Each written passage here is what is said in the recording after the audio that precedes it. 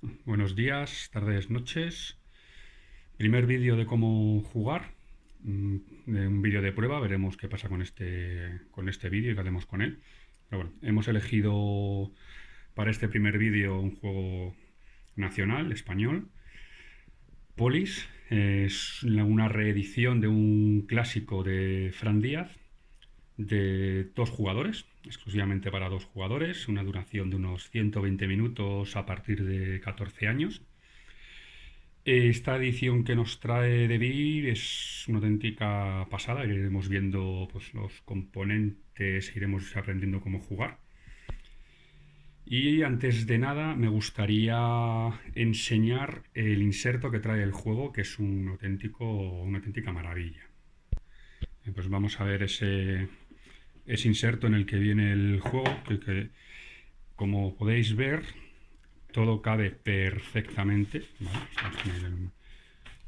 Tiene su manual, tiene sus hojitas de ayuda de jugador.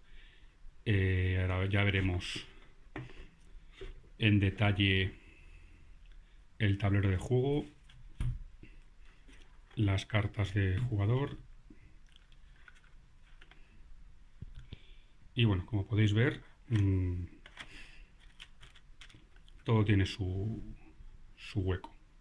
Las fichitas de Atenas, de Esparta, tecnologías y cartas. Vamos a hacer el despliegue y volvemos. Pues este es el despliegue de Polis. He dejado aquí la parte superior las cartas de ayuda de cada uno de los jugadores, por sendas caras. Y bueno, vamos a ir por los componentes comunes del tablero y luego iremos a cada una de las dos facciones. Bien. En un primer momento tenemos un marcador de ronda. El juego se distribuye en tres rondas, ¿vale? Ronda alfa,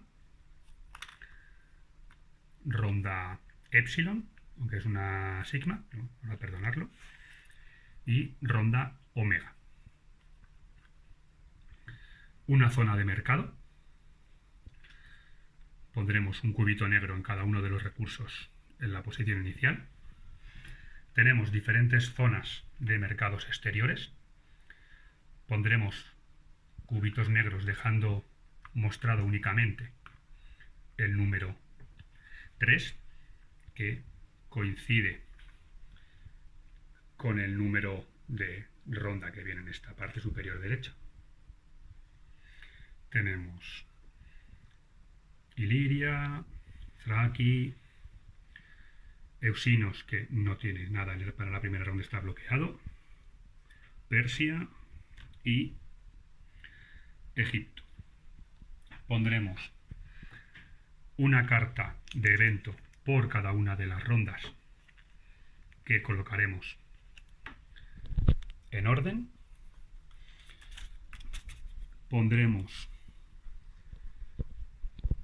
los tres proyectos aleatorios en la parte correspondiente a la ronda alfa y dejaremos aparte en una pila barajada el resto de proyectos, dado de 4, ficha de pasar ronda, las cartas de combate en un mazo barajado y al alcance de ambos jugadores las cartas de Polis, que en estos momentos no pertenecen a ninguno de ellos. Las cartas de Polis, aprovechamos para ver el detalle, nos indica por orden la población de la polis en cuanto puede crecer por ronda, población máxima, en la esquina inferior izquierda dónde está en el mapa, el nombre de la polis, en este caso Siracusa, dónde se encuentra y qué proyectos podemos construir en esta polis. Veremos que hay algunas que no se pueden beneficiar de proyectos, como es el caso de Nazpactos en Tesalia. Y los jugadores tomarán sus 3 polis iniciales. En el caso de los atenienses, pues evidentemente Atenas poniendo tantos cubos de población como lo que venga en la población de la carta, Chalkis y Chios. Perdón, esto estaba mal, Chalkis es un cubito. Dejará el resto de componentes que no voy a utilizar. En su tablero de jugador pondrá cubitos indicando que vamos a empezar con 3 de prestigio, 4 de metal, madera y vino, 0 de plata y 4 de trigo. En el caso de el jugador espartano, tendrá sus polis, Esparta, Gition y Pilos, con su tablero de jugador, que tendrá los mismos recursos, excepto que intercambia. Es decir, tiene 4 de plata y 0 de trigo. En el tablero, Atenas empezará con 3 hoplitas en el Ática, su próxeno en esta misma región, 2 hoplitas en Jonia, 2 galeras en las Cícladas, una galera en Otes Esporades y un mercader en su puerto comercial y su próxeno diplomático en el Ática. En el caso de Esparta, 3 hoplitas en la Cedemonia con el próxeno, 2 galeras en Mirtón Pelagos y otra en Ionión Pelagos. Y estos disquitos que estamos viendo se colocarán en las respectivas polis que tiene cada uno de los jugadores. Y ya estaríamos preparados para jugar. Como decíamos, el juego se distribuye en 3 rondas. Una vez concluidas las 3 rondas, llegaremos a el final de la partida si no hay ningún evento que lo desencadene, y el jugador que después del recuento tenga mayor número de puntos de prestigio será el jugador que venza la partida.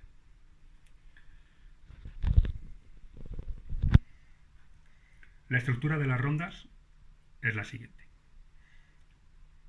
El jugador que empiece con más prestigio, Atenas en caso de empate o evidentemente en la primera ronda, lee la primera carta de evento. Nos venimos a las cartas de evento, le damos la vuelta y leeremos y ejecutaremos lo que venga. Si estuviésemos en rondas posteriores, esta carta se volvería a la caja, revelaríamos y resolveríamos la carta de evento. Posteriormente, los jugadores entran en la fase de acciones. Cada jugador se va alternando en 2 turnos, en cada cual pueden hacer hasta 2 acciones distintas, siempre y cuando no se repitan.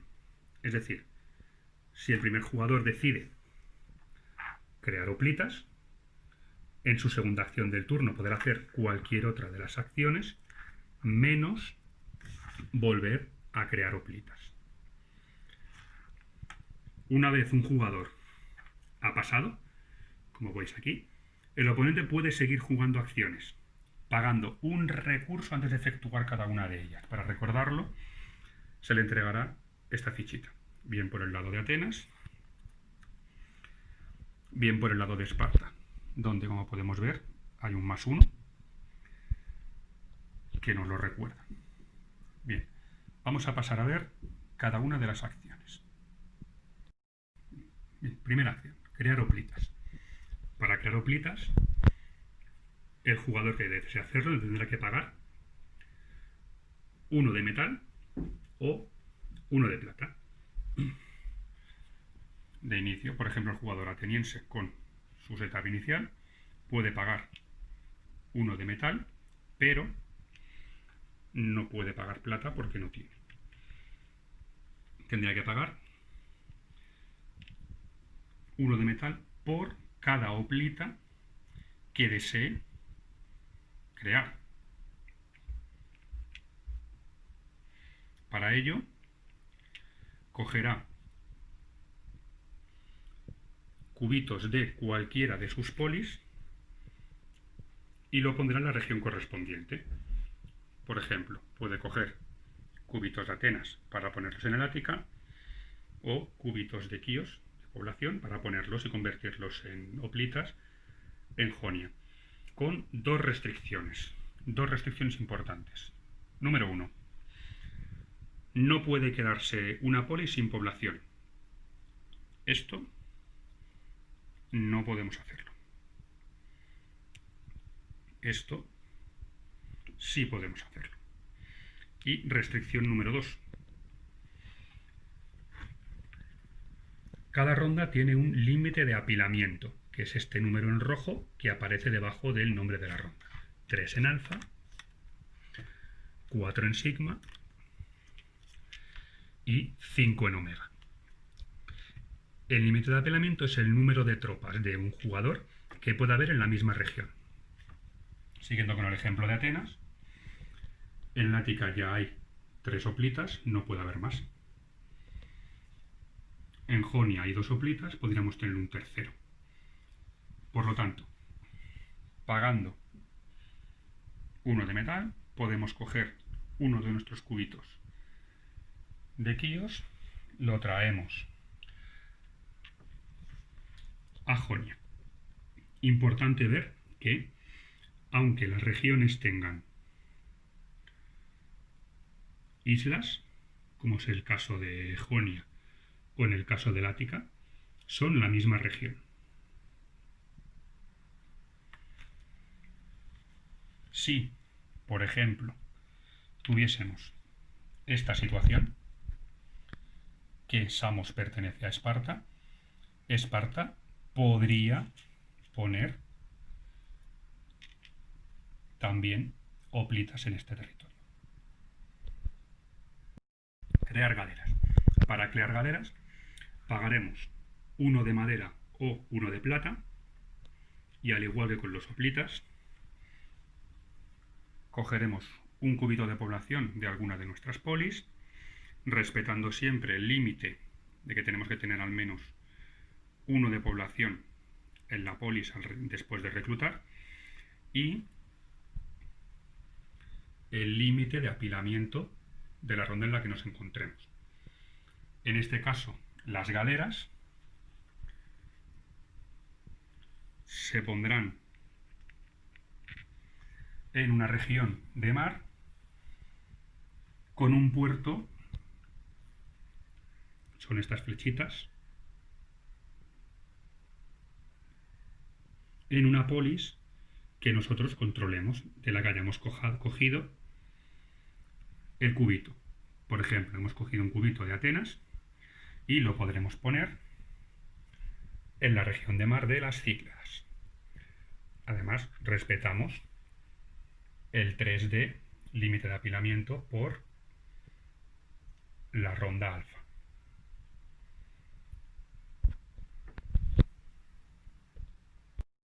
También podremos crear mercaderes. Podemos pagar 1 de madera o 1 de plata para coger un cubito de población de cualquiera de nuestras polis, sin restricción al límite de apilamiento en este caso, ahora veremos por qué, pero siempre respetando que tenemos que dejar al menos 1 de población. Por ejemplo, el jugador ateniense decide coger uno de sus cubitos de población de Atenas, lo devuelve a su pool y coge una de sus fichitas de la reserva de mercader y lo lleva a su puesto comercial. Este es el puesto comercial de Atenas y este es el puesto comercial de Esparta.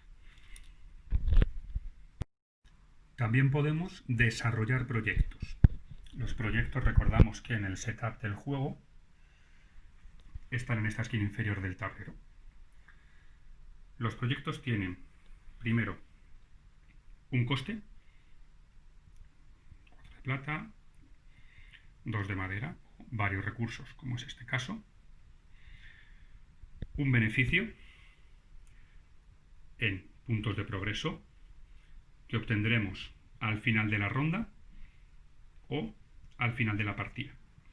En este caso, solamente al final de la ronda, y en el caso de Coilon o Sócrates, tanto al final de la ronda, 3, como al final de la partida, 2. Y nos indica en qué ciudades se puede construir este proyecto, en este caso Atenas y Siracusa. Pongamos que el jugador ateniense tiene suficiente plata para pagar para hacerse con Sócrates. Pues decide pagar 4 de plata, tenía 5, se queda con 1, coge la ficha de progreso que no se repone y la pone en la parte correspondiente de su polis. Podemos ver, Sócrates se puede construir en Atenas. No todas las polis tienen la capacidad de albergar proyectos. Pondrá el proyecto boca abajo para indicar que en esta ronda ya ha construido un proyecto en esta polis y no puede volver a hacerlo. Por ejemplo, Coilon, que también se puede construir en Atenas, no podría en esta misma ronda construirse porque ya hay un proyecto en Atenas en construcción.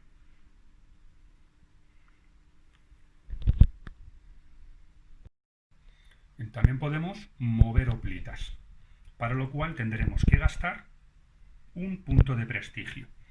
Recordemos que el prestigio es lo que nos va a dar la victoria al final de la partida, por lo que tenemos que ser muy cuidadosos con respecto a cuándo y cómo lo gastamos.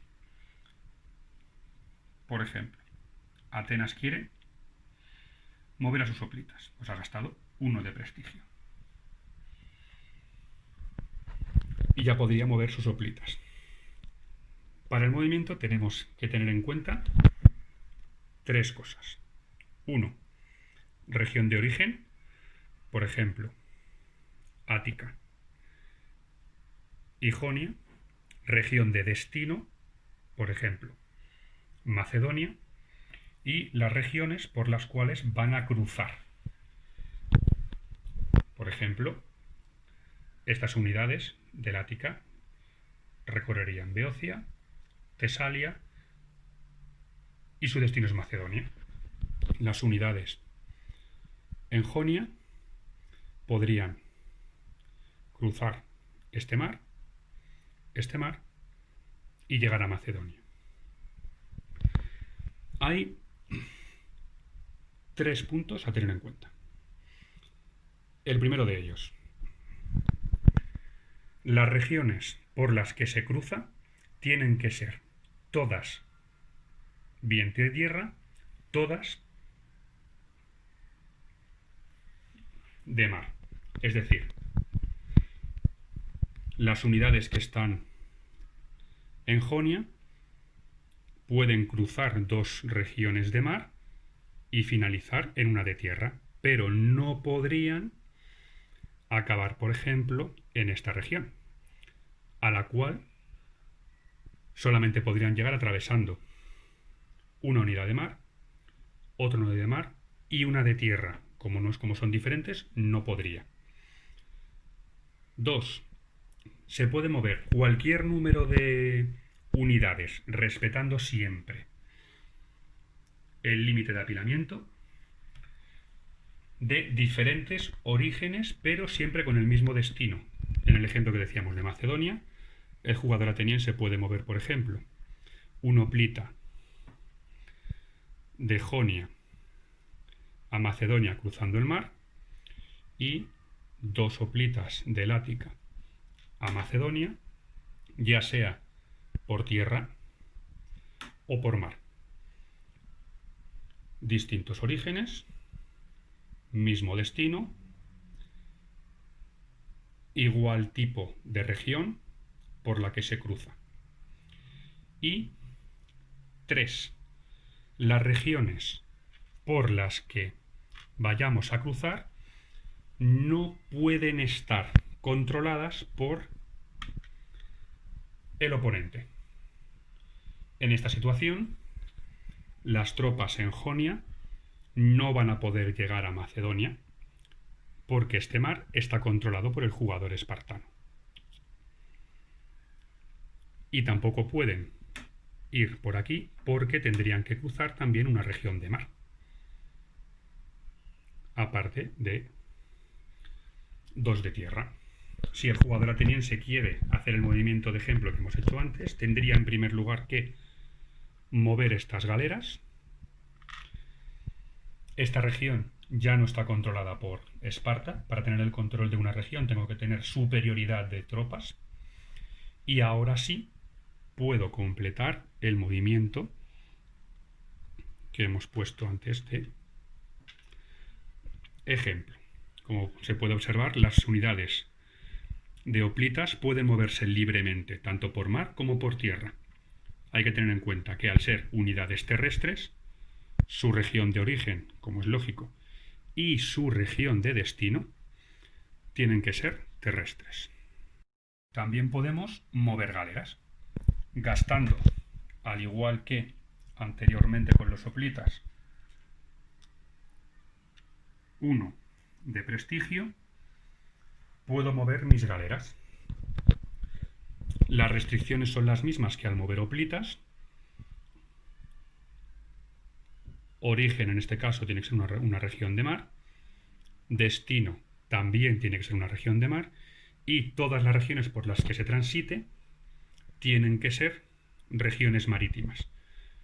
No pueden pasar por regiones terrestres.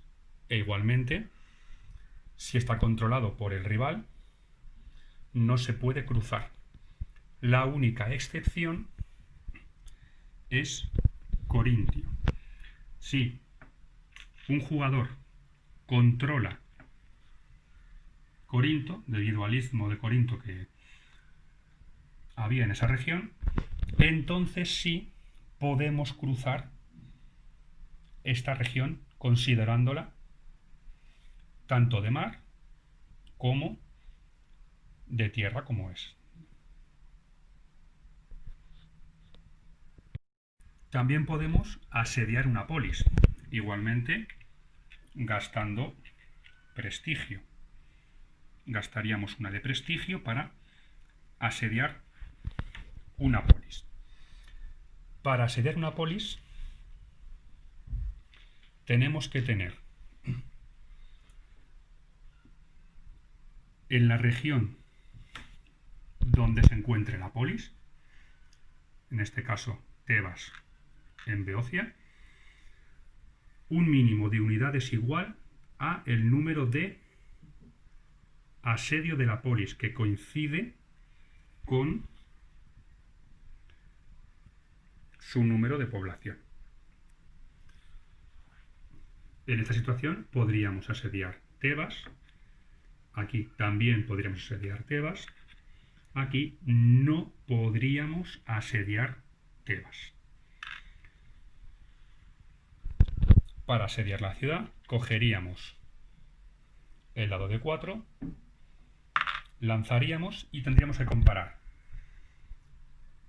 el número de asedio con el número obtenido. En este caso hemos tenido mucha suerte, hemos obtenido un número igual o superior, así que cogeríamos uno de nuestros discos, lo pondríamos encima, cogeríamos la tarjeta de Tebas, la llevaríamos a nuestra zona de jugador y pondríamos tantos cubitos de población como tengamos aquí. Y ganaríamos tanto prestigio como población. En este caso pasaríamos de tener 2 a tener 5. El proceso es exactamente el mismo en el caso de que la polis perteneciera a nuestro oponente. Tiraríamos el dado. En este caso hemos obtenido un 1. No tenemos un número igual o superior. Entonces perdemos una de nuestras unidades que sustituimos por un disco de asedio. En turnos posteriores podremos volver a intentarlo. Volveremos a tirar nuestro dado de 4. Sumamos el número de discos que tenemos de asedio y comparamos. En este caso 4 más 1, 5. Superamos el 3. Retiramos, por lo tanto, el disco de nuestro rival. Ponemos uno nuestro y obtenemos el prestigio de la polis. Y en este caso, en lugar de tener la población inicial, sustituiremos los cubos de población que tuviera nuestro oponente por el mismo número de nuestro color. Si por alguna razón la ciudad conquistada, la polis conquistada, tuviera el próxeno de nuestro rival,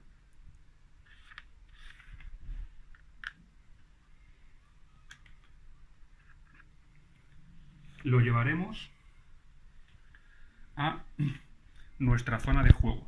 Está secuestrado. Si nuestro rival quiere recuperarlo, nos tendrá que pagar 2 unidades de plata. Solo un último detalle con respecto a asediar las polis. Si se da la circunstancia de que una polis asediada tiene algún proyecto, ya sea vigente o en construcción, el jugador que se lleva esa polis asediada se lleva también los proyectos. Puede darse la circunstancia que el jugador espartano ha iniciado un proyecto en Tebas, el jugador ateniense se la conquista y al final de ronda, cuando el proyecto se dé la vuelta, esos 2 puntos de prestigio se los lleve a Atenas. Un detalle muy importante.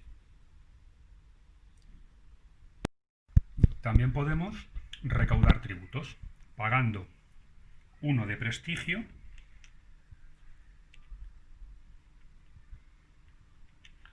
los ciudadanos no se toman a bien, ya sabemos que recaudemos impuestos. Podremos coger uno de nuestros discos para ponerlo en el margen izquierdo del tablero en una región que controlemos. Por ejemplo, pongamos que el jugador ateniense quiere recaudar tributos de el Ática, región que controla. Lo pondría en este hueco. Tiene este simbolito porque el jugador ateniense es el único jugador que puede recaudar tributos del Ática, al igual que el jugador espartano es el único que puede recaudar tributos de la Lacedemonia. Pondremos nuestro disco aquí para recordarnos que durante toda la ronda ya no podremos volver a recaudar tributos en esta región. Cogeremos todos los cubitos que tengamos en la región y los distribuiremos de manera progresiva como queramos dentro de las posibilidades que nos da cada una de las regiones. Por ejemplo, en esta situación, el jugador ateniense recaudará 3 unidades de vino, 1 unidad de plata y 0 unidades de trigo. Por lo tanto, aumentaríamos en 1 la plata y aumentaríamos en 3 perdón, y aumentaríamos en 3 el vino. Posteriormente recuperaríamos nuestros cubitos y los devolvemos a la región correspondiente. Hay que tener en cuenta dos cosas. Una, hay regiones que tienen más de una polis. Podrá recaudar tributos aquel jugador que disponga de el control de la región. En esta situación es el jugador ateniense el que puede recaudar tributos. El jugador espartano no podría recaudarlos. Y 2. Esta región carece de polis. Por lo tanto, cualquier jugador que tenga control de esa región, independientemente de si tiene o no tiene polis en ella, puede recaudar tributos. También podemos comerciar. Vale, para comerciar tendremos que desplazar cualquiera de nuestros mercaderes que estén en un puesto comercial a cualquiera de los mercados exteriores. Para ello, 1. Tenemos que tener mercaderes en el puesto comercial. 2. Las rutas comerciales que están marcadas por estos puntitos no pueden estar bloqueadas por nuestro rival. Por ejemplo, el jugador ateniense tiene un mercader y quiere venir a este puesto comercial. Este mar, con esta ruta comercial, está bloqueada. Esparta tiene control de este mar. Si quisiera Atenas venir aquí, primero tendría que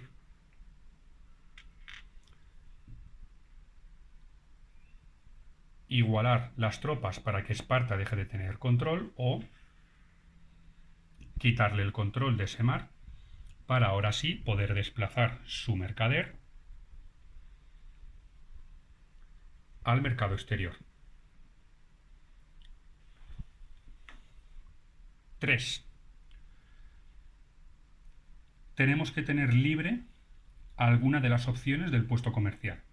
En este caso, tenemos únicamente libre la primera opción. Aquí tendríamos las 2 y aquí tendríamos las 3. Si tuviéramos esta situación, estaría todo el mercado exterior de Egipto bloqueado, ya no se puede comerciar. Y, por último, el mar donde está emplazado, o mares, en el caso de Esparta, donde está emplazado nuestro puesto comercial, tiene que estar libre. Es decir, en esta situación que hemos planteado, Atenas controla este mar, por lo tanto, Esparta no puede comerciar.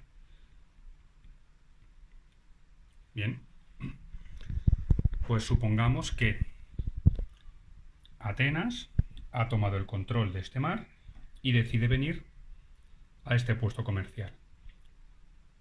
Lo que nos indica Egipto es que podemos obtener o 3 de trigo o 3 de plata a cambio de vino o madera.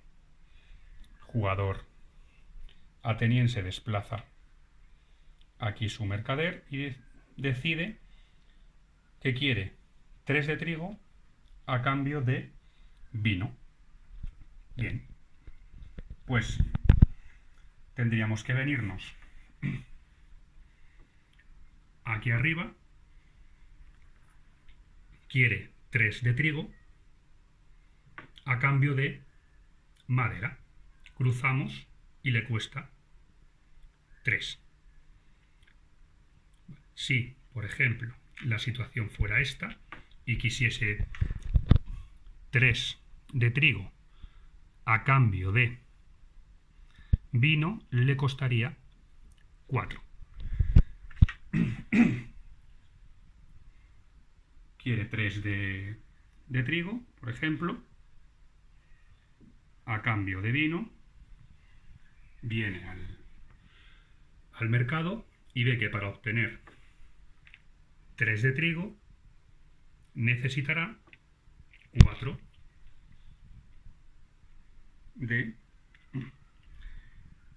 vino. Bien, volvemos a la situación inicial de partida, por ejemplo.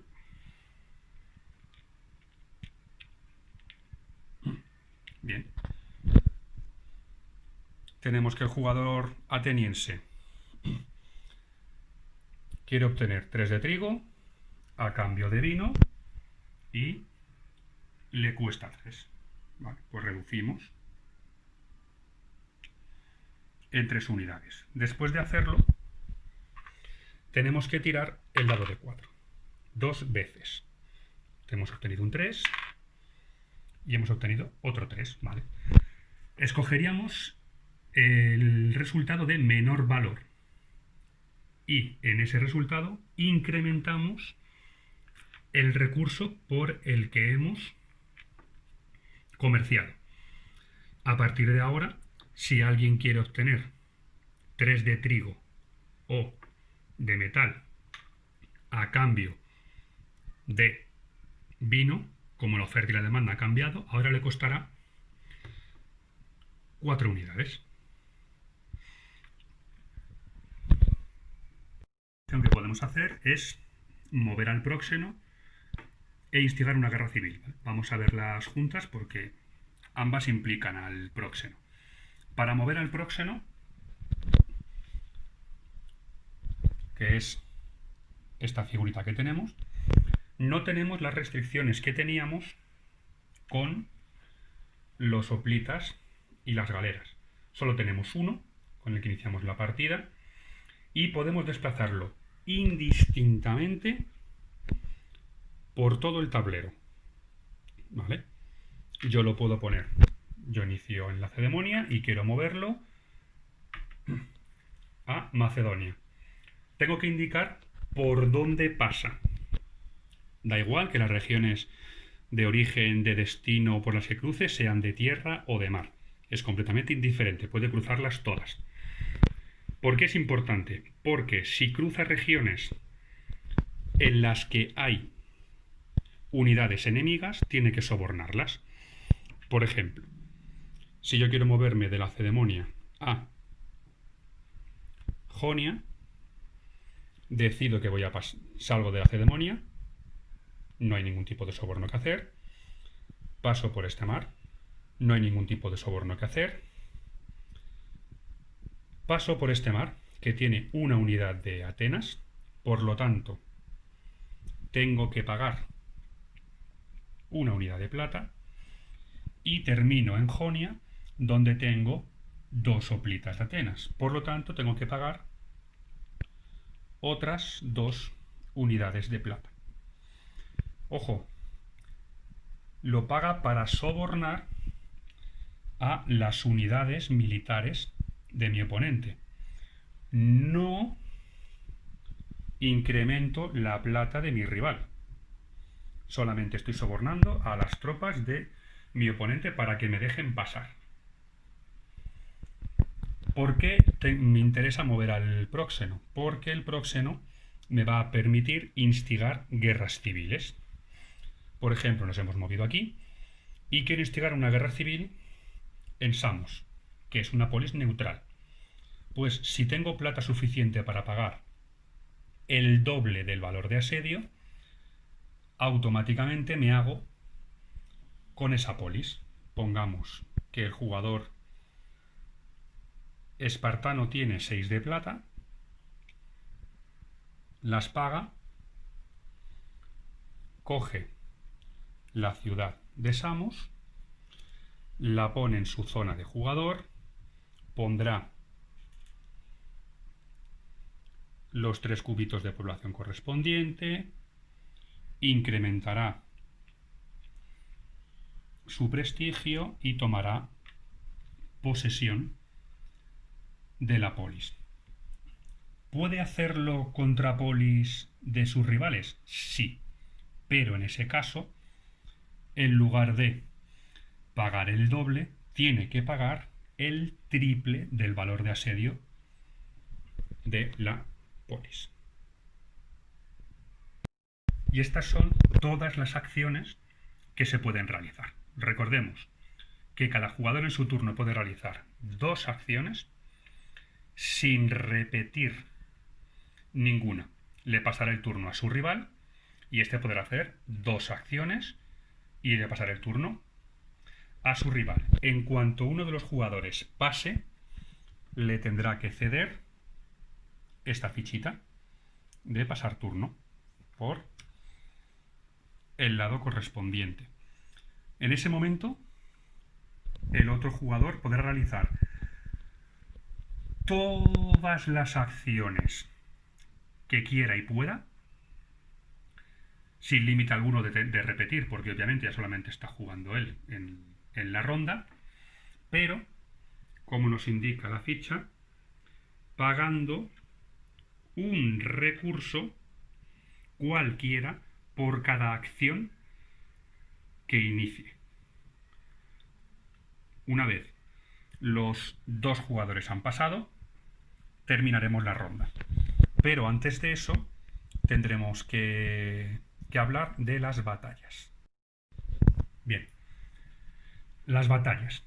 Al final de cada turno de jugador, no de ronda, sino de cada turno de jugador, tendremos que comprobar en cada una de las regiones del mapa, ojo, regiones del mapa, da igual que sean de tierra o que sean marítimas, tendremos que comprobar el número total de unidades.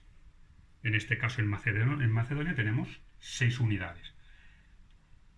Si este número iguala o excede el 8, se provoca un combate. Como es normal, teniendo un límite de apilamiento de 3 en la ronda alfa, jamás podremos tener combates en la primera ronda. Los podremos empezar a tener a partir de la ronda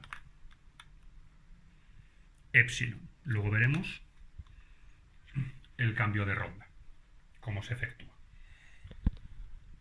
Si tenemos 8 unidades o más en una sola región, se desencadena un combate. Es indiferente el número de unidades por jugador. En este caso, Atenas tiene 5 y Esparta tiene 3. ¿Cómo se realiza el combate? Cada jugador roba tantas cartas de combate como unidades tenga en la región correspondiente. En este caso, Atenas robaría 5 cartas y Esparta robaría 3 cartas. Las cartas de combate tienen 2 partes diferentes. Una para combates terrestres y otra para combates marítimos. Cada una de las secciones tiene un tipo de tropa, una maniobra, puntos de prestigio y aquí nos da una pequeña chuleta indicándonos cuántas cartas de este tipo de tropa hay en el mazo total y de cuánto prestigio cada una. Es decir, de hípico tenemos 6 cartas en el mazo, 4 de prestigio 1 y 2 de prestigio 0. ¿Cómo se desarrolla el combate? Bien, en el ejemplo que teníamos antes, Atenas tiene 5 unidades, Esparta tiene 3. Pues Atenas ha robado 5 cartas y Esparta ha robado 3. Si el combate se desarrolla en tierra, el primer jugador será el espartano. Si el combate se desarrollara en mar, por ejemplo, en esta situación, el primer jugador sería Atenas. El jugador que ataca tiene que elegir 2 de sus cartas. Por ejemplo, pongamos que escoge estas 2. Y el jugador que defiende, una vez reveladas, ¿vale? Pongamos que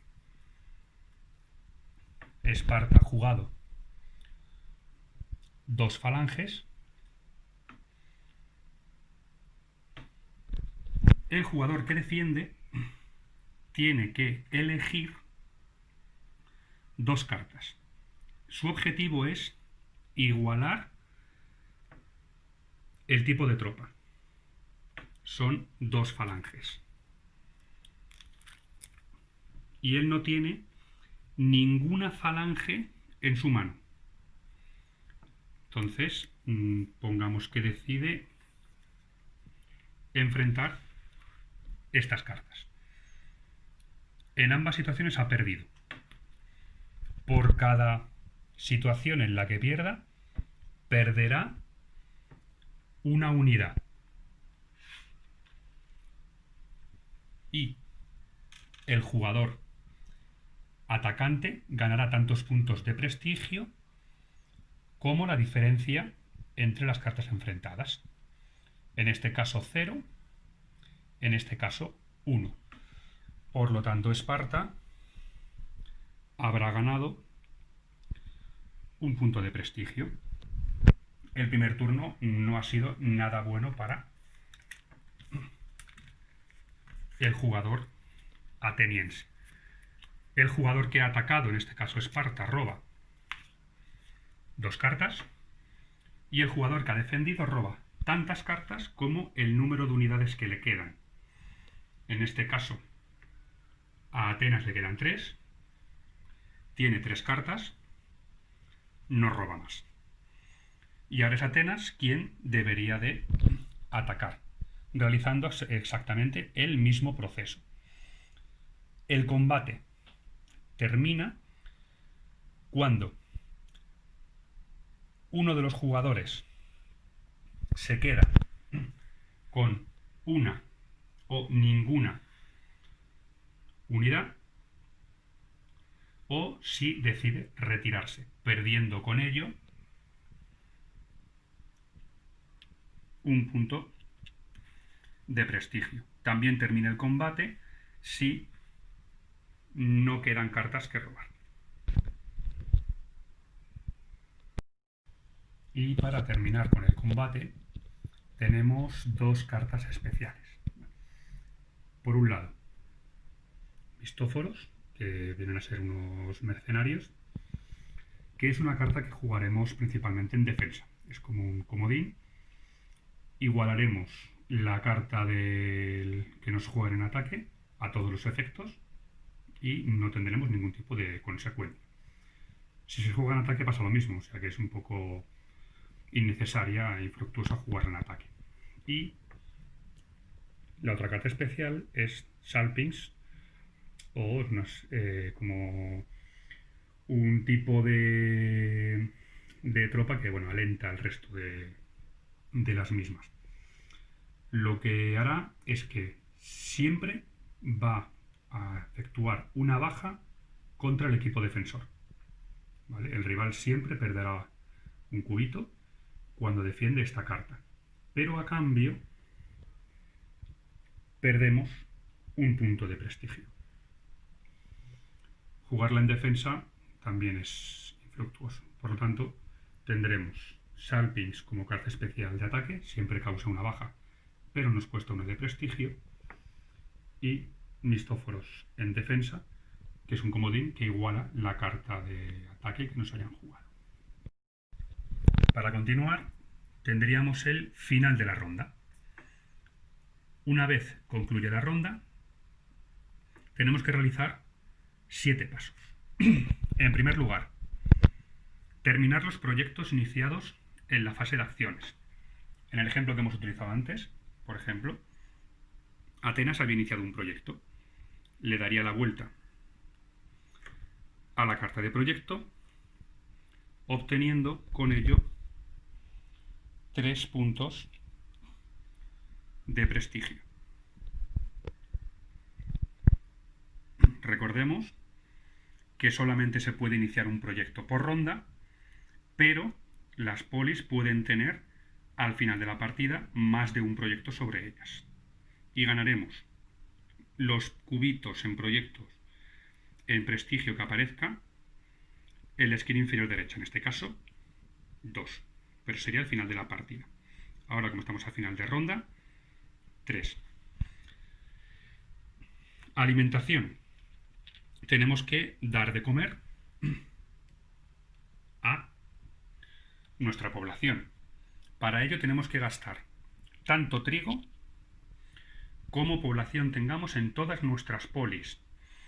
En este caso, 5 y 1, 6 y 2, 8. Nos iríamos a nuestro tablero de jugador y reduciríamos en 8 de trigo. Si por alguna razón no tenemos trigo suficiente para pagar, lo pagaremos en prestigio. Si tampoco tenemos prestigio para pagar, nos hemos quedado sin trigo y no tenemos prestigio, tendremos que devolver polis a la reserva para ahorrarnos dar de comer a esta población. Al devolver polis a la reserva, evidentemente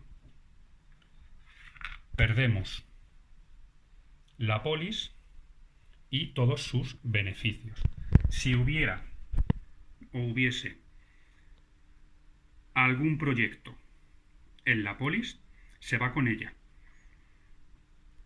Tanto en esta situación, en la que tenemos que devolverla porque no tenemos que dar nada a comer, como si por algún combate nos han quitado el control de la misma, incluso si el proyecto hubiera estado en desarrollo, pero eso es en combate. En este caso, tenemos que pagar trigo para nuestra población. Si no tenemos trigo, pagamos prestigio. Si tampoco tenemos prestigio, tenemos que devolver polis a la reserva. Nunca puede ser la capital. Atenas en el caso de los atenienses, Esparta en el caso de los espartanos. Y si aún así no podemos dar de comer a nuestra población, hemos perdido la partida. Crecimiento. Si después de esto nos queda trigo, podemos pagar tanto trigo como queramos para incrementar la población de nuestras polis en este límite. En Atenas puedo incrementar en 3 pagando 3, en 2 pagando 2, 1 pagando 1, evidentemente, hasta 3. En Calquis 1 y en Quíos 1, sin exceder nunca este límite de población que tiene cada polis. Luego tenemos que obtener puntos por megalópolis. Si alguna polis tiene más población, por ejemplo, tiene más población que su población inicial, obtendremos 1 de prestigio por cada una de esas polis. Luego deberemos de ajustar bienes. Deberemos de ajustar bienes. Hay bienes perecederos, como son el vino y el trigo.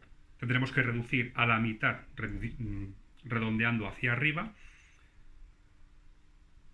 los recursos que tengamos. En esta situación no podemos reducir más el vino y en esta situación tendremos que reducir en 2 el trigo. Foros. Podemos obtener plata a cambio de prestigio. Si pagamos 1 de prestigio, podremos obtener 2 de plata, o pagando 2 de prestigio podremos obtener 3 de plata. Y ya por último tendremos que preparar la siguiente ronda. Actualizamos el marcador. Si está en alfa lo ponemos en sigma. Si está en sigma lo retiramos. Devolvemos los mercaderes que pudieran estar en mercados a sus puestos comerciales. Retiraremos discos por haber recaudado durante esta ronda. Retiraremos el primer cubo negro disponible de cada una de los mercados exteriores y retiraremos los proyectos del juego que no se hayan completado. El jugador con menos prestigio robará tantos proyectos nuevos como el número de la siguiente ronda más 1. Por ejemplo, si hemos pasado de alfa a sigma, 1, 2, 3, 4, robaremos 5 proyectos. 1, 2, 3, 4. 5 proyectos. Mirará los 5, decidirá, por ejemplo, retirar uno del juego y los otros 4 pasarán a estar disponibles para la siguiente ronda. En el caso de que nos hayamos encontrado en la ronda omega, una vez hemos visto nuestras megalópolis, pasaremos a el fin de partida. Para el fin de partida tendremos que contar el prestigio que tenemos, sumaremos tantos puntos de prestigio como población tengamos, sumaremos el prestigio que nos den los proyectos que otorguen puntos al final de la partida y el jugador que tenga más prestigio habrá ganado la partida. Y ya está. Eso es Polis, un juego muy estratégico, muy estratégico. Se ve que ha sido muy estudiado, muy cuidado. A mí me parece un auténtico juegazo de 5 estrellas, sin lugar a dudas. No flaquea por ningún sitio. Es importante tener en cuenta que no solamente tienes que luchar contra tu rival, sino también contra el tablero, contra el propio juego, que castiga muchísimo, muchísimo las acciones que hayamos tomado equivocadas o erróneas. Mover indebidamente unas tropas, no tener suficiente trigo para alimentar a nuestra población, meternos en una pelea cuando no era adecuado. Es un juego denso, de estrujarse mucho la cabeza, sin lugar a dudas. Y como comento, es un juego de estrategia, con muchas opciones, 11 acciones diferentes que poder elegir. No se puede ganar el juego de la misma manera siempre, realizando siempre las mismas acciones de la misma forma. Y bueno, no en vano es un juego que se usa en escuelas militares de Estados Unidos, en la escuela de oficiales, precisamente por ese gran componente estratégico que que tiene el juego. Para mí, uno de los mejores juegos que hay en el mercado, sin lugar a dudas, y que eh, se merecía estar en este primer vídeo. Muchas gracias y hasta luego.